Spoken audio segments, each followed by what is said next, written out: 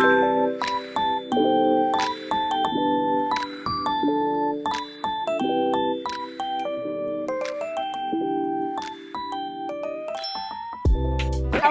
and welcome to From Tree to Book Writers Group. We are your panel. I'm Eliwood. I'm Anna. And I'm Overlord Supreme Cat Queen, Sam. This podcast is for writers anywhere on their writing journey, because no matter where you are, as long as you're writing, you're not writing it wrong.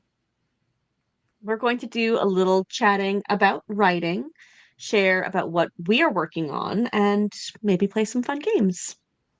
Then, at the end of this chapter, we're going to keep each other company during a 25-minute writing sprint that we hope you'll join us for. Although you can always skip it if you want. So this is our very first episode, so I don't think we have a whole lot of business to get through, but I do think we should start by just saying really quick what we are drinking and what we're drinking out of. I have my favorite tea, the Victorian London Fog, and I have one of my many cat mugs. I don't even like cats that much, you guys. People just give me these. And by people, I mean my mom. Ellie, what are you drinking? I am drinking blueberry coffee from Bar Harbor, Maine, in my favorite Dunder Mifflin travel thermos because I cannot responsibly drink hot beverages in less than 4 hours. Sam, what are you drinking? I am drinking the Hot Cinnamon Sunset from Harney & Sons, which is my all-time favorite tea. And I am drinking it out of my very first David's Tea color-changing Halloween mug, which is my collector's item. Is it Lovely. Is it hot right now or is it cold right now? Like how would that scene change? It is actually cold right now, but because it's so old, it doesn't really change that much. Oh. But like normally the faces are gone. There's a face in the moon. Okay. Yeah. Ooh. So if you're not watching the video, if you're just listening, Sam's mug is really lovely. It's like a big full moon and then these like twisty black shadowy trees and some have like silhouettes of eyes showing through them. It's lovely. It's a lovely mug. It's very spooky. You got a lovely mug, Sam. You do. Thank you. Not the literal mug, but the tea mug. Both mugs, all mugs. Your literal mug is lovely. Gorgeous mug. All right. Shall we do a quick round robin? What's everybody, either something you're working on or something you're reading? Well, I'm currently, because of the season, I'm reading, I'm in my horror era right now. And so I'm reading The Library at Hellebore by Cassandra Caw. So basically, it's the story about kids who have like supernatural type of godlike powers, and they are forced to go into the school. And then when they graduate, the teachers try to eat them. So they're trying to survive. Is this a young adult series? No, it's an adult. Oh, yeah. Okay. Oh, boy. Eating children. Fun. Yeah. Mm-hmm. Okay. Well, they're teenagers, so why wouldn't you want to eat? Oh, well, then that makes it okay. They couldn't shower enough to make me eat them. Ellie, what are you writing or reading right now? Right now, I am focusing on outlining for the third book in the series I've been writing. Its current title is Return to Blue Dye Beach, after Blue Dye Beach and Return to Blue Dye Beach. Wait. What's the third one? The third one is Below Blue Dye Beach. Below Blue Dye Beach. Okay. Mm-hmm. Yes. So I'm really enjoying getting back in touch with these characters. Getting ready for a first draft is always a little bit nerve-wracking, but because I know this world, these characters so well, it's a kind of more like easing into a nice hot bath. And what are you with cryptids? Nice hot bath of cryptids. There's an indeterminate number of cryptids in that bath, and that's part of the surprise. Is finding out how many. A lot of bubbles covering up a lot of sins. That bathtub. Exactly. Anna, what are you up to these days? My discipline is all over the place. I've not been writing a lot, and I've gotten distracted from editing my current primary work in progress because I got an idea for a new book, and we should talk about shiny new object syndrome at some point. But the new one, it's an idea I've had in my head for a long time, and I'm like, I'm never going to write this one. This isn't going to work as like an actual project. And then I was like, wait, what if there's a ghost in it? And I'm like really excited. I'm like, oh, if there's a ghost in it, I can write it. So I did actually write the outline. And then I had an idea for the opening scene, and I wrote the opening scene, and I'm like, well, now I have to write the second scene. It's only But that polite. one, it's basically Sound of Music meets What Lies Beneath. Nice. Oh my goodness. Who's Okay. with Michelle Pfeiffer and Harrison Ford, or No, with like Ana de Armas and David Tennant. okay. Ooh, okay.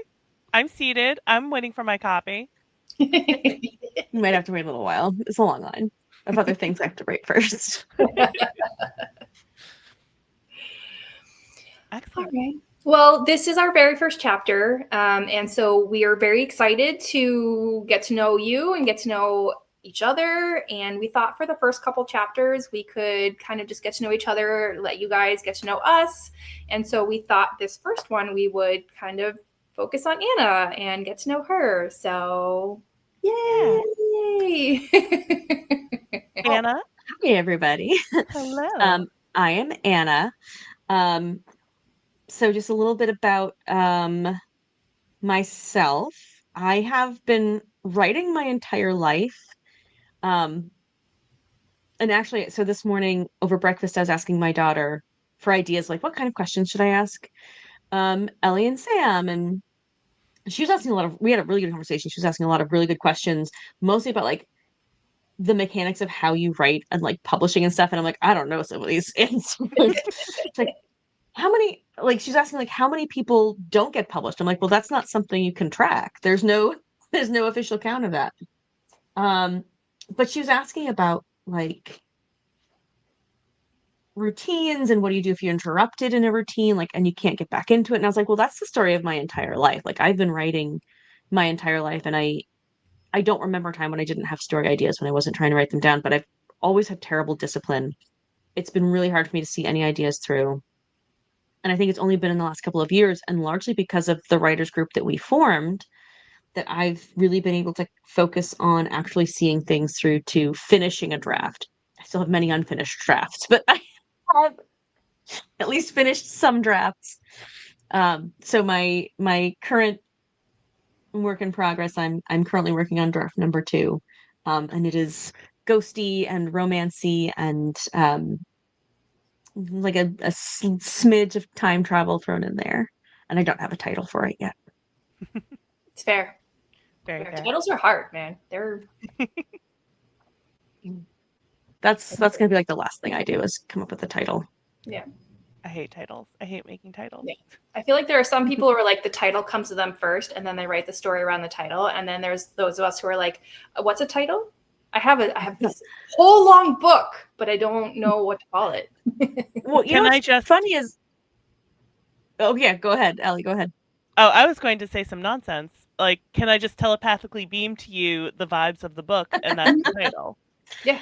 Well, there's a couple of mine where I have working titles and I'm like, I don't want to publish with this title. If I ever get to that point, I really hope I come up with something else. But this is the only thing I can think of. But this one, I don't even have a. I think the working title for this one is like Ghosty romancy book. No, I came up with something a while ago that I hate. And it was like Mrs. Phillips in the Case of the Haunted Painting. Like I hate that title, but it's all I've got.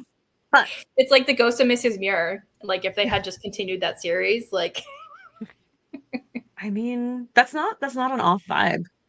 Yeah. There you go. What if ghosts were watching you kissing the novel? Done. Send it to the publishers. It writes itself. I mean, that's not actually what happens in my work, but we'll explore that. It's a what if. It's a hypothetical. It doesn't have to actually happen. I mean, I think a lot of great books come out of a what if hypothetical. Exactly. Yeah. Yep.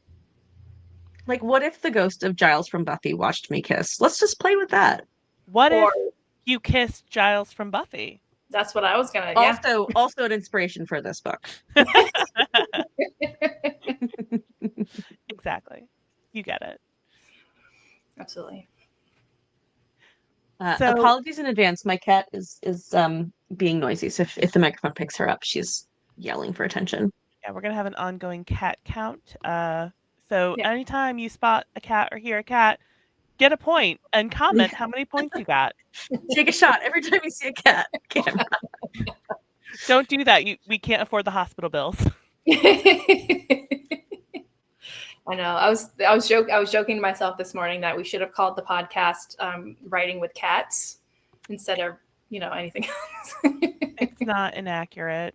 That's an option. We can always change it. We can always change the title. Yeah. So what non-literary inspirations helped you with this book, Anna? So most of my books, if I'm very honest, come from dreams. Like the original seed comes from a dream. Like I wake up from a dream and I'm like, oh, there's something sticking. Like you forget dreams up. Like something sticks in your head and you're like, I want to write this one down. And some are more fully formed than others, but this one, it was a dream I had, and then I started playing with the little bits that my brain remembered, and then that started spinning into something else. We're constantly absorbing from the world around us, so any number of TV shows and movies and chance encounters in coffee shops will feed into whatever we're writing. And of course, everything I read, because I do read them. But yeah, and the people that you encounter in real life, sometimes there's someone who just you might not even realize it until you've already, written several chapters of dialogue. You're like, oh, I know whose voice I'm writing right now. Yeah, that's always a fun discovery. Yep. Yeah, and you're like, oh, this is my mom. Oh, this one's also my mom. That's a lot. That might be a separate conversation. Yeah, that's for my therapist. Yeah. Yeah, so I guess along those lines, like for the current book, like was there a particular dream that inspired you to write this, like, or the story that you were telling us about earlier, or? Yeah, no, this, I mean, both of them were actually, all of them were coming out of dreams. So this one that I'm currently writing draft to, so this is like what I do is I print out the current draft and then like scribble all over it and then rewrite it from scratch. So this one, the case of the haunted painting, it really was a dream where there was a painting and I knew that it was haunted and Giles from Buffy was there. And that was literally that was what my brain held on to. And I'm like, we're going with this. Nice. A winning combination. Right. Like, I feel like every dream should have Giles from Buffy. I mean, they often do, yeah. And then the painting being haunted, I don't know in my dream how it manifested. Like in my, when you're in a dream, you just know. Mm-hmm. So a lot of the writing of this book and the discovery of this book has been, how is a painting haunted? How does that manifest? What does that mean?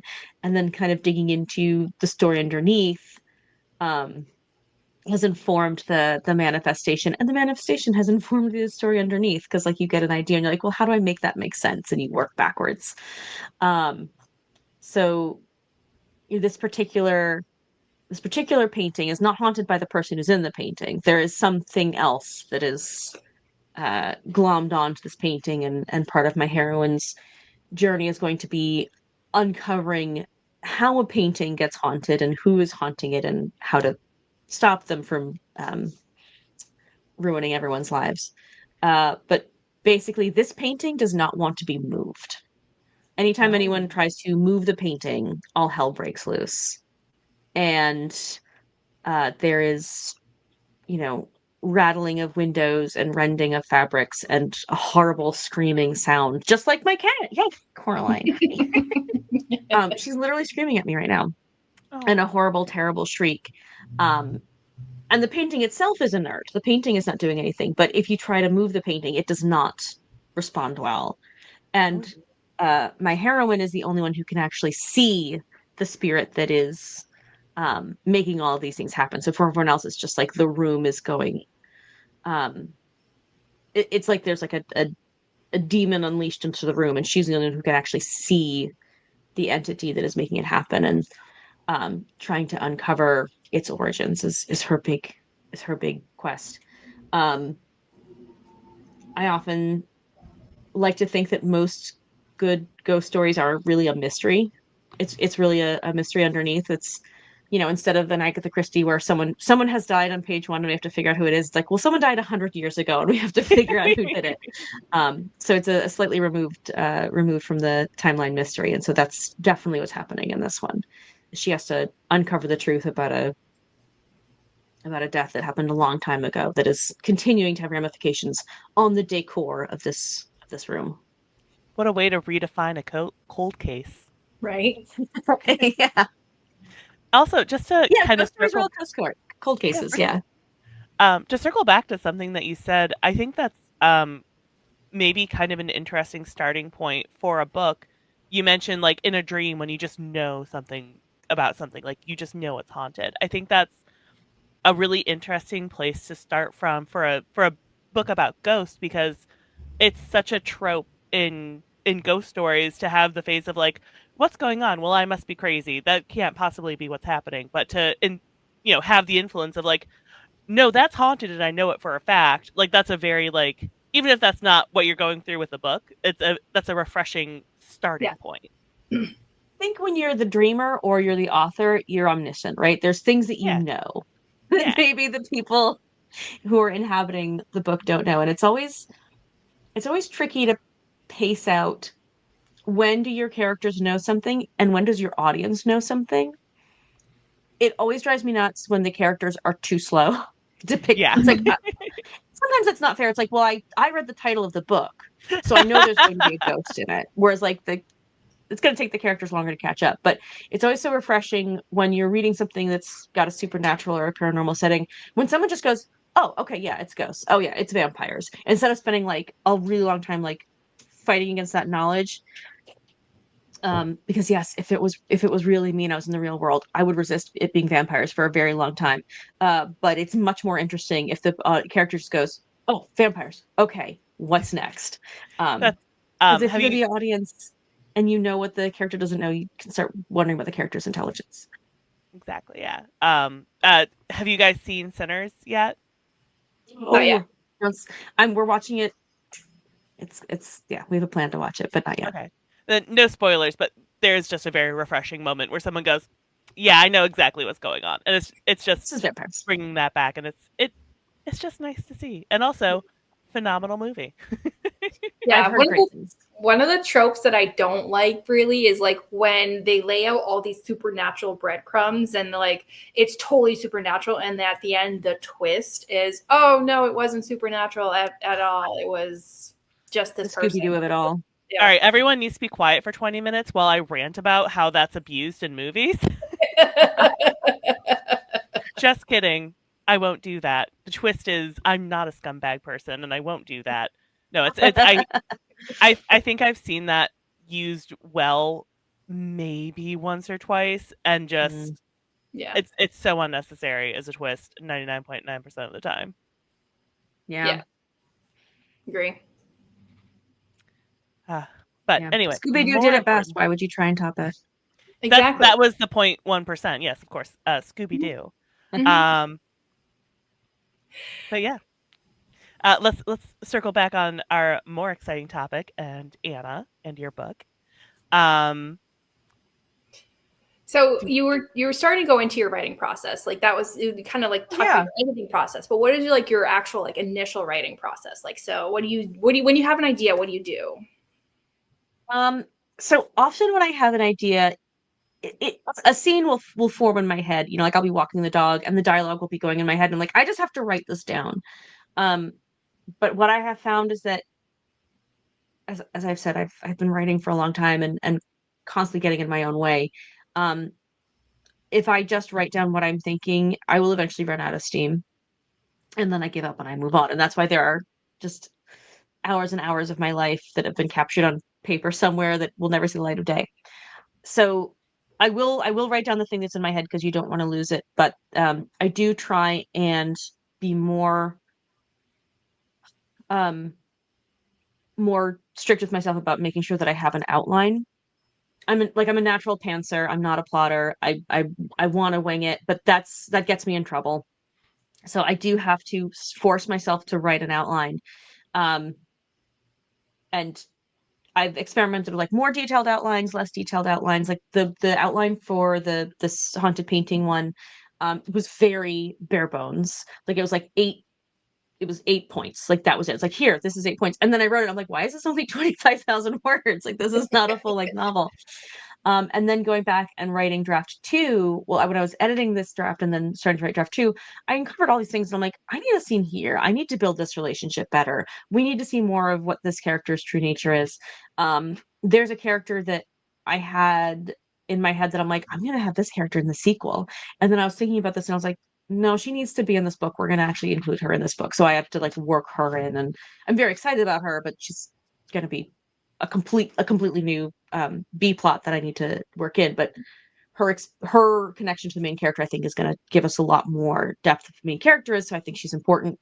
So yeah, I will write an outline. I will force myself to write an outline.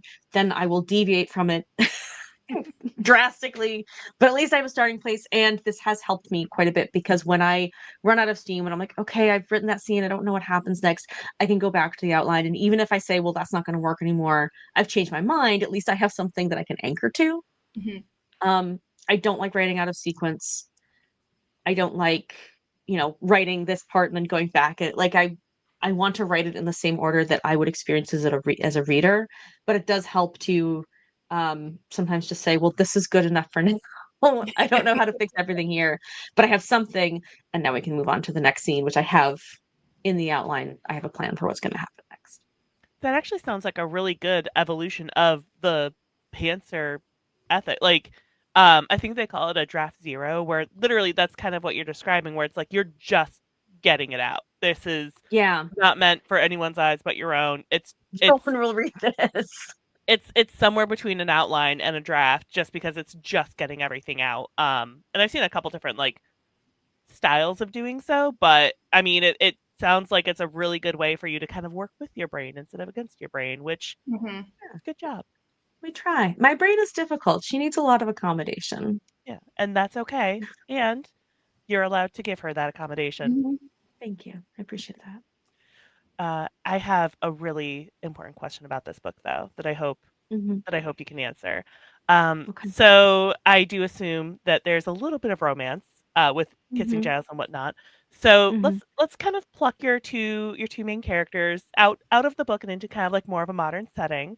And let's say they bumped into each other at a coffee shop, they exchanged numbers, they agree to go on a date. And one of them is offered to cook a meal at home because, it's very romantic. They hit it off really well. And the second person comes by and they say, I'm so sorry. My parents came in from out of town and they're here with me. How fucked is your main character? And what is she making? Or he? Oh my God. Okay. So let me see if I've got this. My main character is making dinner for her love interest, and he shows up with his parents. Yes. I mean, that would be something because his parents are dead. That ghost could story, be part of the challenge. Let's say he's cooking and her parents then. Okay. Pretty fucked. I think there'd be a lot of explaining to do. So they're in a modern setting, so we're not going to worry too much about the time travel element of all that. He's a bit of a smoothie. He's a bit of a charmer. And I think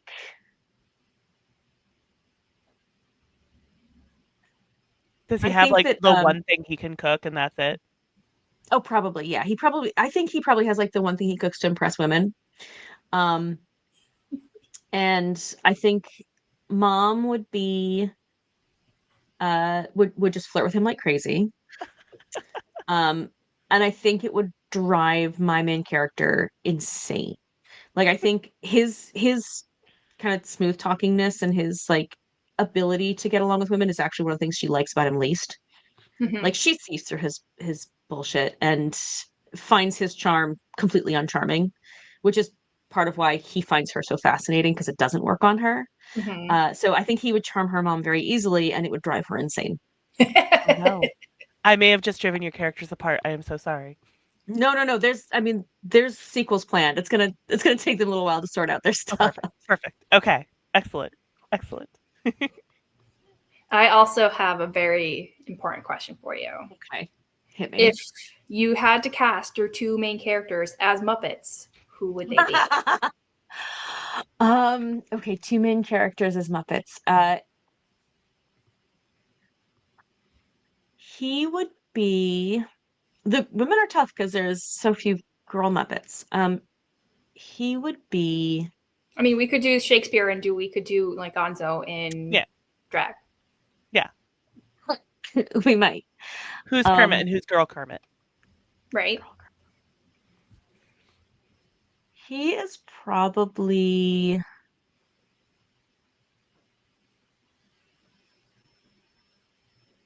gosh, who would he be? Like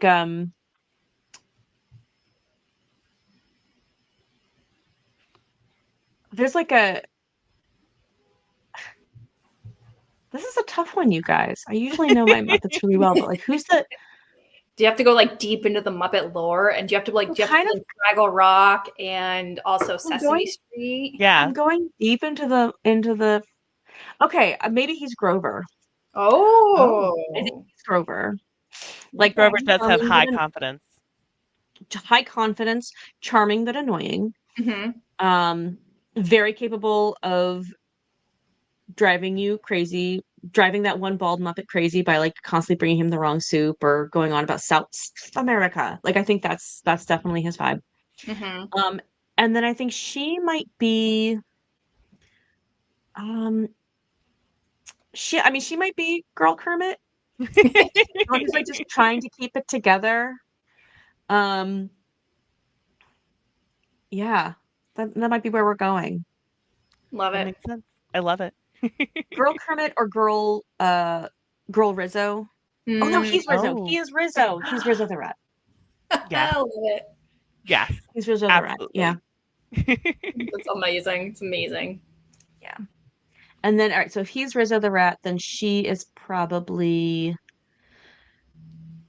I don't know, maybe she's like a girl Sam the Eagle. It's like, why are we doing this? Why are you doing this to me?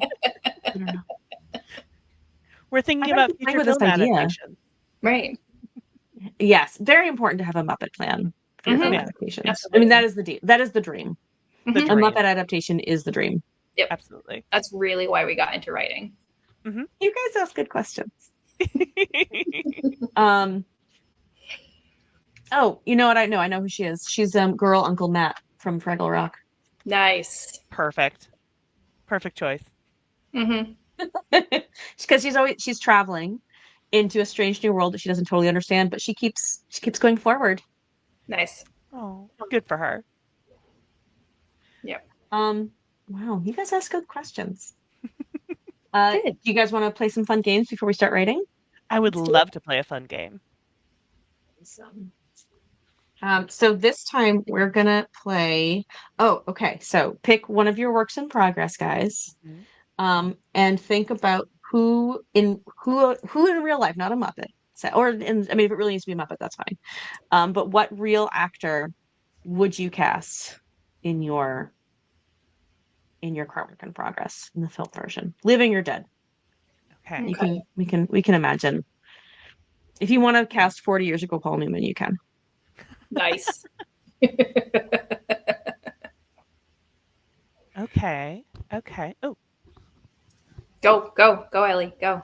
Ellie, I'm going. I hit my mic, so I got. Oh, I thought you had a brilliant idea and you were ready to go. But I got so excited. I got into a panic. I can answer this question for a completely different series. I am also working on a werewolf romantasy, Eyes Shine Silver in Moonlight. I'm very excited about. I'm also excited about it, and I also have played the mind game of who would be the two primary characters. Mm-hmm. So we have Isabel Kettle, who is a little bit of an outcast. She's also very strong for a werewolf. Werewolves in this world are already pretty naturally strong, and she's even stronger than that. So I wanted to cast someone who kind of looked kind of like soft, kind of like whimsical, but I know could like throw someone through a wall. So I would cast Florence Pugh as Isabel Kettle. Ooh. Yes. And this is going to be a little bit of a pull. For the male love interest, Luke, I wanted to honor one of my favorite horror movies of all time, Eczema. So I would cast him as Lee Do-hyun, who is a Korean actor. Do yourself a favor and look up some pictures. And yeah, I think they would be. He's kind of got a very like tall, kind of brooding sense, but he also can look like a little bit of a dork. And Luke is kind of a dork, so I think it works well for them. Aw. Nice. So, Sam, how about you? So for my female main character, she in the current work in progress that I'm brainstorming, she's agoraphobic and kind of has like necromantic skills that she has no idea how to control. And so I was thinking, and she's a little bit neurotic, so I was thinking like Emma Stone would be like a good one. And then for her love interest, he's kind of like a know-it-all type of, hey, I can show you what to do. Follow me. So I was thinking like he could be Chris Pine. Oh, I love that. I love that pair. Yeah. That's a good pair. Yeah. Chris Pine is a good choice. I love him. In everything. Yep. What about you, Anna? Do you have a casting? So I think female lead, I might say like Carrie Russell in her Austenland era. Mm-hmm. Yeah. Just, she's a very likable main character in that movie. She's the right mix of like, she's not, she's intelligent, she has a lot of integrity and like she's a good person, but she also isn't necessarily confident about like putting herself out there and like commanding the room. Like there is a shy and retreating side to her. So I like the Carrie Russell circa Austenland. I said that Anthony Stewart Head, who plays Giles, was definitely a big inspiration for my male character. I don't think he would play it now. And I'm trying to think like if there's another actor I would cast now. And you said Chris Pine. I'm kind of thinking about Chris Pine now. Oh. He could totally carry that role. He can be in anything that he wants to be in. Yep. Another good one for that. I was thinking also like I just lost his first name. Not Bill Skarsgård, but his brother. I just had his first Scars. I don't know. One of the Skarsgårds. Yep. The one who is in Tarzan. And he's the one with like the 12-pack. Yeah. Oh my God, this is embarrassing. It's not Eric, Michael. No. Alex? Is it Alexander Skarsgård? That sounds like it is Alexander Skarsgård. It is Alexander Skarsgård. God. Yeah, and actually I just watched him in a new trailer with the actor who played Dudley from Harry Potter. That movie looks really good. Oh, okay. Did you see Queen's Gambit? No. He is in that, and he is excellent. He was also in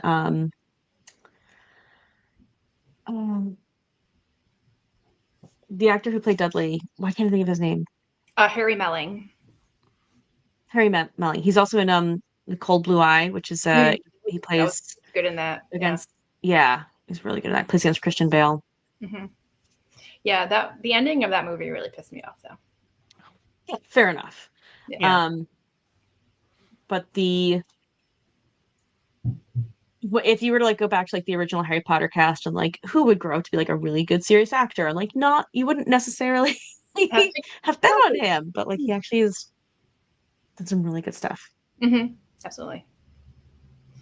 All right. Well, I think it's probably time to do a writing sprint. Yes. Mm-hmm. Right? Yeah. Yeah. Sam, do you want to start the timer? Sure. So yeah, so the way it's going to work is we will kind of put up some music and a picture for you guys and a timer, and we'll have it go for about 25 minutes, and then we will come back here and close it down. All right. Happy Good luck writing, writing. everybody. Happy writing.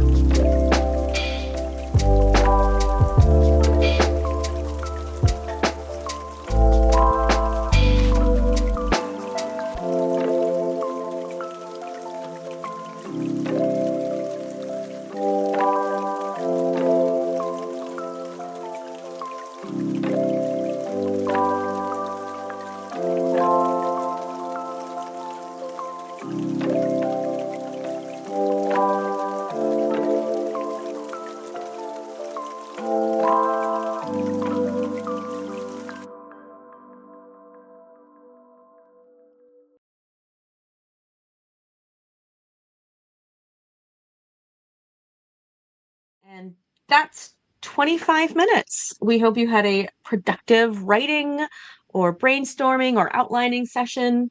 Um, we'd love to hear how it went. So friends, put it in the comments. Let us know what you're working on and how it went. Please like, review, subscribe to us wherever you get your podcasts. Follow us on social media. Links to everything are in the podcast description. From Treat a Book Writers Group is produced in partnership with Hook and Quill Press, LLC. Please check out their socials as well, which are also linked below. And remember, wherever we are, we're writing together.